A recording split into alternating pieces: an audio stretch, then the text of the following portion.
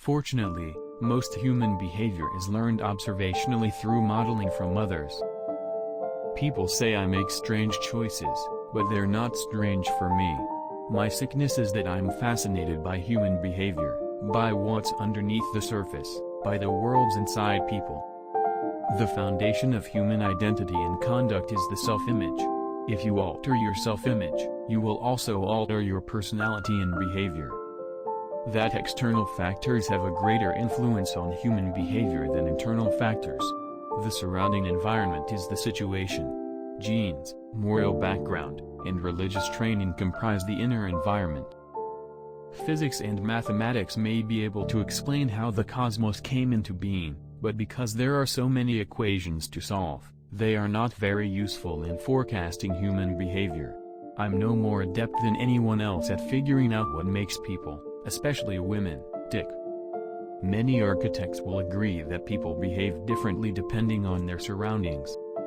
I think puns are not just the lowest form of wit, but the lowest form of human behavior.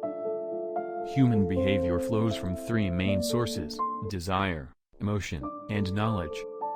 Human behavior is made up of a hugely complex combination of factors, and because the underlying factors vary depending on the individual, it is not merely complex but also metacomplex. What hurts us is not what happens to us, but how we react to what does. Procrastination is the art of keeping up with yesterday. Rarely do big minds and powerful personalities emerge from good little boys and girls. Neither do people who have tremendous interests, great acts, or strong feelings. Humans intrigue me, perhaps because I'll never be one.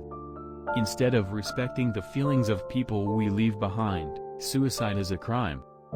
The internet serves as humanity's petri dish. We have no control over what grows there, but we also don't have to keep an eye on it. A man becomes what he should be when he acts generally benevolently, but not when he acts amiably. What we imagine others believe has a big impact on what we think. But, it takes very little success to feel sorry for another man's flaws. Not merely what men will do to other men, but also how tenaciously they defend it, is what distinguishes our species.